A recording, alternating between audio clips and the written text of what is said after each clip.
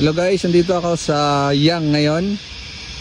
Yan, nag-ano muna kasi medyo magpatagal muna ng oras, gala-gala muna. Dito na maglakad-lakad. Ay putik, may kabayan dito. Oh, kabayan! Ay, kabayan! Oh, anong ginagawa mo dyan?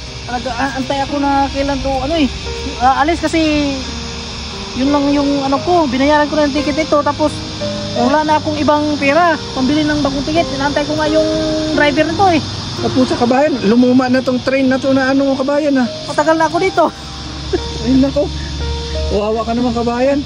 Bigyan na lang kita kabayan ng ano, ng pera. Meron ka dyan? Oo, meron ako dito. Uy, salamat kabayan. Dali na. Pamasahin mo ulit sa isang train. Isang train mo? Iwan ko kung darating yung kabayan, pero hindi, okay na to. Pwede na to sa tilis. Sa tilis.